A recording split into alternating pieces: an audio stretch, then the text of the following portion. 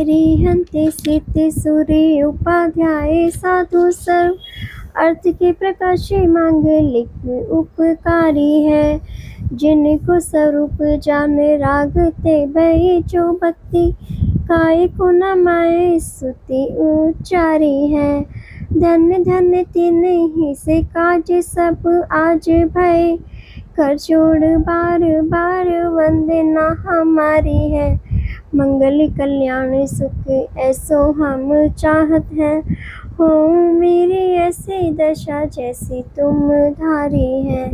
हो मेरी ऐसी दशा जैसी तुम धारी है। हो मेरी ऐसी दशा जैसी तुम धारी है। जय जिनेंद्र। हमारे YouTube चैनल जिन मार्ग में आपका स्वागत है। हमारा पद्म पुराण ग्रंथ चल रहा है, आप सब ध्यान से इसको सुनिए और स्वाध्याय का लाभ लीजिए।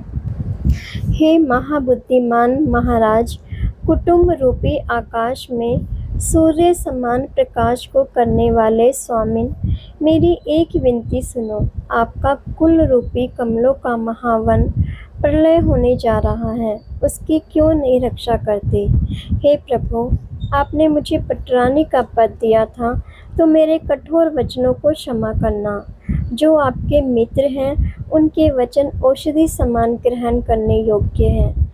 मैं ये कहती हूँ कि क्यों आप चिंता करते हो और हम सबको कराते हो। अभी भी कुछ नहीं बिगड़ा है, आपका सब राजकाज वैसा ही है। संपूर्ण पृथ्वी के स्वामी आप ही हो। आपके भाई और पुत्रों को बुला लो, आप अपना मन वश करो। आपकी इच्छा विपरीत मार्ग में भटक रही है। इंद्रिय रूपी तुरंग को विवेक रूपी दृढ़ लगाम से वश करो। इंद्रियों के कारण कुमार्ग में मन को क्यों भटकाते हो। आप अपवाद को देने वाले उद्यान में क्यों प्रवृत्ति करते हो। जैसे अष्टापद अपनी छाया कुएं में देख क्रोध से कुएं में गिरता है, ऐसे आप दुख रूपी कुएं में गिरते हो।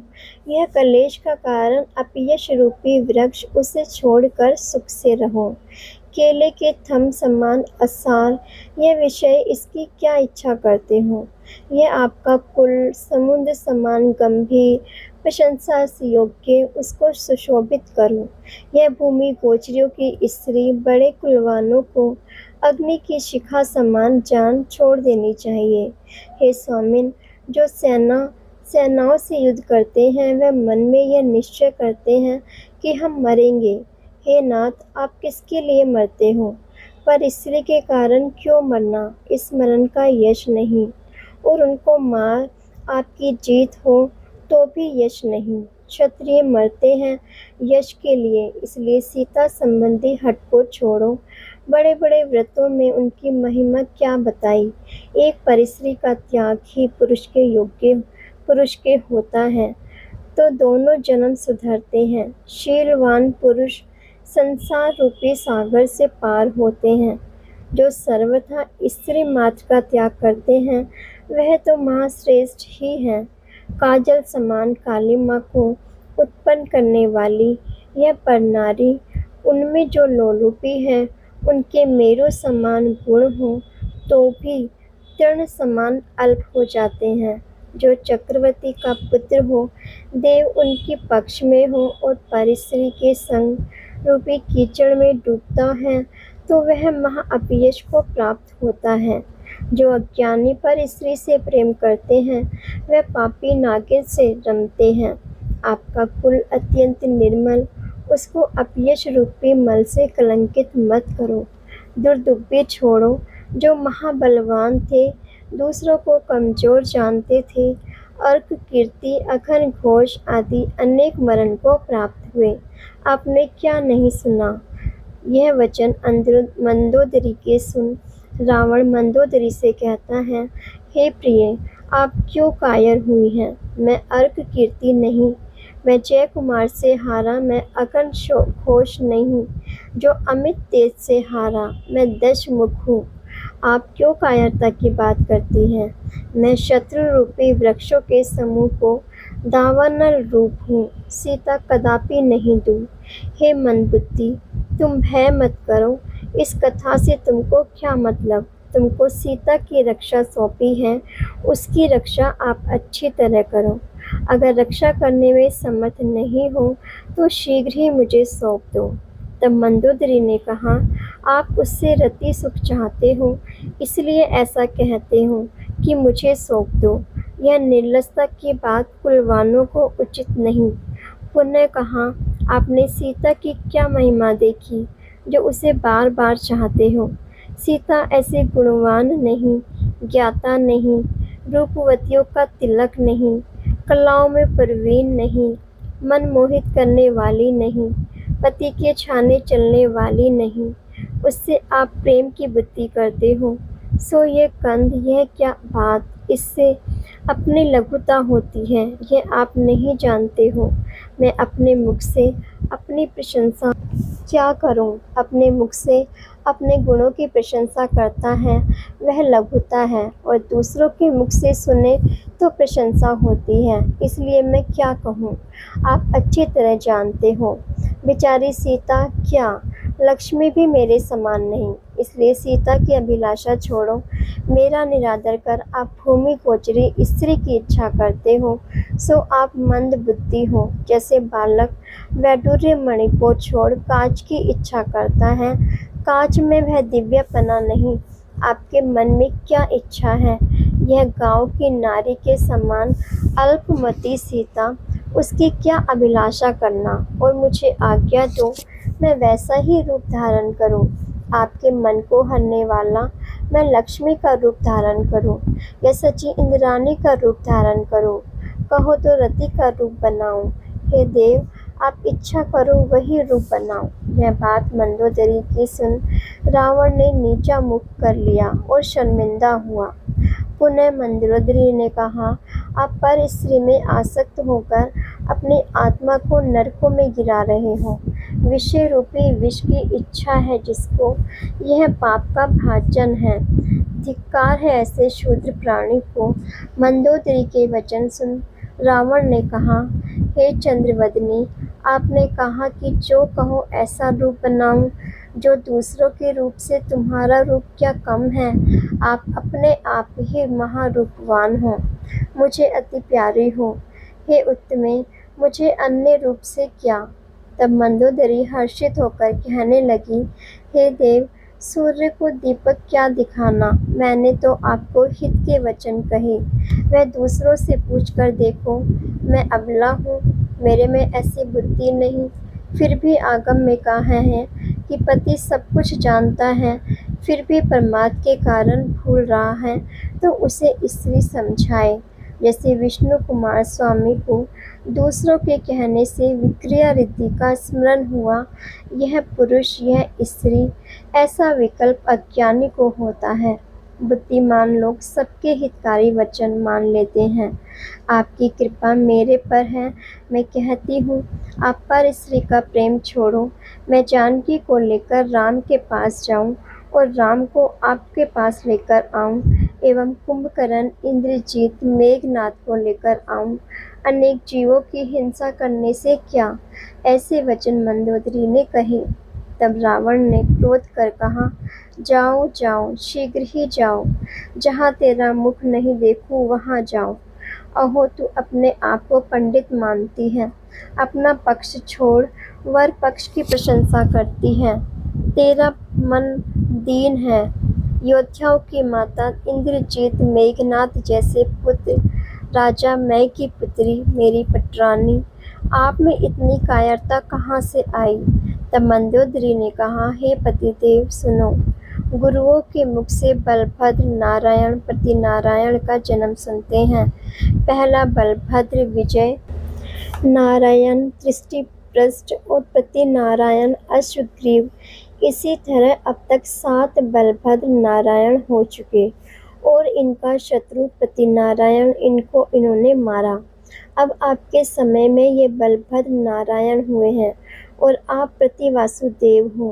पहले प्रति वासुदेव हट से मारे गए, ऐसे आप भी मरने की इच्छा करते हो। बुद्धिमानों को ऐसा कार्य करना कि इस लोक व परलोक में सुख हो, दुख की उत्पत्ति नहीं हो, वह कार्य करना चाहिए। यह जीव अनादि काल से विषयों में तृप्त नहीं हुआ। 3 लोक में ऐसा कौन जीव है जो विषयों से तृप्त हुआ हो? आप पाप से वृथा मोहित हुए हो। आपके लिए उचित मार्ग तो यह है कि आपने बहुत काल भोग किए, अब मुनि व्रत को धारण करो, या श्रावक के व्रतों को धारण कर दुखों को नाश करो।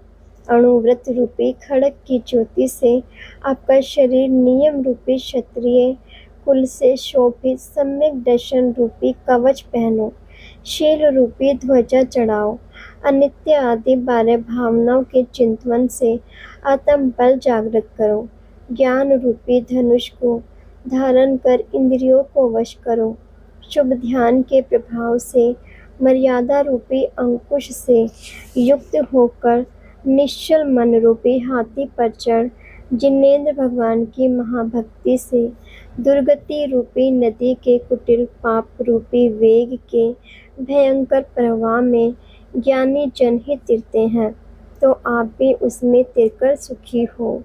और हिमवान एवं सुमेरु पर्वत पर जिनालयों के दर्शन करते हुए मेरे सहित 2.5 द्वीप में विहार करो। 18,000 रानियों के बीच में सुमेरु पर्वत के वन में क्रीड़ा करो और गंगा के तट पर या अन्य मनोवांछित रमणीक क्षेत्रों में है नरेंद्र सुख से विहार करो। इस युद्ध से कोई प्रयोजन नहीं। प्रसन्न हो, मेरे वचन सुख के कारण है। यह लोक अपवाद का कार्य मत करो। अपयश रूपी समुद्र में क्यों डूबते हो? यह अपवाद विष समान महानिंद परम अनर्थ का कारण अच्छा नहीं है। दुर्जन लोग सहज ही दूसरों की निंदा करते हैं, सो ऐसी बात सुनकर देखकर तो अवश्य करेंगे ही करेंगे। यह आपका अपवाद रूपी अपयश भव भव में लोगों के द्वारा होता रहेगा। हे स्वामी, जैसा राजा वैसी प्रजा। आप ही ऐसा कार्य करेंगे तो प्रजा मर्यादा को छोड़कर भटकती रहेगी। उसके पाप का छठा हिस्सा आपको प्राप्त होगा। राजा से ही धर्म की वृद्धि होती है। राजा ही अगर धर्म से विरुद्ध कार्य करे तो प्रजा क्या नहीं करेगी? बाढ़ ही खेत को खाए तो खेत की रक्षा कौन करेगा? इस प्रकार पति के हित के लिए शुभ वचनों को कहकर महारानी मंदोदरी हाथ जोड़ पति के चरणों में गिरी। तब रावण मंदोदरी को उठाकर कहने लगा कि बिना कारण आप क्यों भय को प्राप्त हुई हो? हे प्यारी, मेरे से अधिक बलवान इस संसार में कोई नहीं है। आप स्त्री पर्याय के कारण भयभीत हुई हैं। तुमने कहा यह बलदेव नारायण है, सो नाम नारायण, नाम बलदेव हुआ तो क्या हुआ? नाम होने से कार्य सिद्ध नहीं होता। नाम से सिंह हुआ तो क्या? सिंह का बल होने से सिंह कहलाता है। कोई मनुष्य का सिद्ध नाम है तो क्या सिद्ध हो गया? हे देवी, आप क्यों कायरता की बात करती हैं? रत्नपुर का राजा इंद्र कहलाता तो क्या इंद्र हुआ? ऐसे यह बलभद्र नारायण नहीं। इस प्रकार रावण प्रति नारायण ने ऐसा कहकर पटरानी मंदोदरी सहित क्रीड़ा भवन में गया, जैसे इंद्र इंद्रानी सहित क्रीड़ा गृह में जाए। संध्या फूली, सूर्य अस्त हुआ, जैसे संयमी को कसाय अस्त हो। सूर्य को अस्त होने से नक्षत्रों की सेना आकाश में फैली। रात्रि के समय घर घर में रत्नों के दीपकों से प्रकाश हुआ। कोई नारियां अपने नर से मिलकर कहती हैं, एक रात्रि तो आप सहित व्यतीत करेंगे, आगे क्या होगा देखेंगे। रात्रि के समय विद्या के बल से विद्याधरों ने मनवांछित क्रीड़ाएं की। घर घर में भोग भूमि समान रचना, महासुंदर गीत, नृत्य, वीणा, बांसुरी की मधुर ध्वनि से हर्षित होकर भोग उपभोग की सामग्री सहित देवों समान सुख को भोगते रहे। कोई नारी बालिका थी तो प्रीतम ने अमल खिलाकर उन्मत्त की। तब वह काम भाव को प्राप्त होकर लज्जा छोड़ पति से प्रेम करने लगी। सभी नर नारी अपने अपने विषय सुखों को भोगते हुए भी संतुष्ट नहीं हो रहे थे और राक्षसों का इंद्र रावण ने अपनी 18,000 रानियों को एक साथ विक्रिया के द्वारा सबको संतुष्ट कर बार बार मंदोदरी आदि रानियों से स्नेह करता रहा। रात्रि पूर्ण हुई, युद्ध का उत्साह जागृत हुआ। मंदोदरी के रूप को देखते हुए रावण के नेत्र तृप्त नहीं हुए। मंदोदरी रावण से विनती करने लगी, हे नाथ, मैं एक क्षण मात्र भी आपको नहीं छोड़ूंगी, प्रति समय आपके पास ही रहूंगी। जैसे बैल बाहुबली के शरीर से लगी रहती है, ऐसे रहूंगी। आप युद्ध में विजय कर जल्दी ही आओ। मैं रत्नों के चूर्ण से चौक पूरूंगी, आपको अर्घ्य देकर विजयमाला पहनाऊंगी, प्रभु की महा मैं पूजा कराऊंगी। ऐसे प्रेम के वचन कहते हुए रात्रि पूर्ण हुई। भगवान के चैताल्य में मनोहर घंटा झालर आदि की ध्वनि हुई। सब रानियां पति को छोड़ते हुए उदास हो रही थी। तब रावण ने सभी को बहुत संतोष दिया और युद्ध के बाजे बजे। रावण की आज्ञा से युद्ध में जो चतुर योद्धा थे वे अपने नगर से निकले। हाथी, घोड़े, रथ, प्यादे, खड्ग, धनुष, बर्छी इत्यादि अनेक आयुधों सहित चमर, छत्र ढूंढते फिरते देवों के समान विद्याधरों के अधिपति योद्धा, अनेक विद्याओं के धारी युद्ध के लिए तैयार हुए। उस दिन नगर की स्त्रियों को दया से युक्त दुखी देखते हुए घर से निकले। स्त्रियों को दुखी देख दुर्जन भी दयालु हो जाते हैं। कोई स्त्री योद्धा के साथ साथ चली, तब वे कहते हैं, हे प्यारी, तुम घर जाओ, हम अच्छी तरह जा रहे हैं। कोई शतरानी पति को मुख देखने की इच्छा से पीछे पीछे जाकर कहती हैं कि हे स्वामिन, ये नीचे का कवच लो, यह यहाँ रह गया है। तब वे सन्मुख होकर लेने गए। कोई पति को जाने से मूर्छा खाकर गिर पड़ी। कोई सामंत अणुव्रत के धारी पीठ पीछे स्त्री को देखा और सामने देवांगनाओं को देखा। कोई योद्धा युद्ध के अभिलाषी सिर पर टोप और कवच पहन शस्त्र लेकर सेना सहित युद्ध के लिए इकट्ठे हुए। मारीच, विमलचंद, सुनंद, आनंद इत्यादि हजारों राजा दिव्य रथों पर चढ़े, मानो अग्नि कुमार देव ही हो। कोई तीक्ष्ण हथियारों सहित हाथी पर, तुरंग पर, रथों पर चले। बंदी जनों के जय जय शब्द, वीर रस के भरे अनेक शब्दों से धरती आकाश गुंजायमान हुआ। विजय की इच्छा से आगे आगे चले जा रहे हैं। ऐसे उपाय करते हुए भी इस जीव के पूर्व कर्म का जैसा उदय होता है वैसा ही फल होता है। यह प्राणी अनेक चेष्टाएं करता है, परंतु अन्यथा नहीं होती। जैसा होनहार है वैसा ही होता है। सूर्य भी बदलने में समर्थ नहीं होता। जो जीव मात्र की रक्षा करते हैं, दया धर्म का पालन करते हैं, वह जीव भयंकर युद्ध में भी मरण को प्राप्त नहीं होते। और जो कोई प्राणी किसी भी भाव का शत्रु होगा, उसी के द्वारा वह मारा जाएगा। जो कोई जीव जिनकी रक्षा करते हैं, वही जीव कभी न कभी उनकी रक्षा करते हैं। इसलिए महापुरुष युद्ध में भी बिना प्रयोजन किसी को मारते नहीं हैं, न्याय से युद्ध करते हैं। रावण का युद्ध में जाने का वर्णन करने वाला 73 पर्व पूर्ण हुआ। अब हम जगत के सभी जीव सुखी हों, इसी मंगल भावना के साथ यही विराम लेते हैं।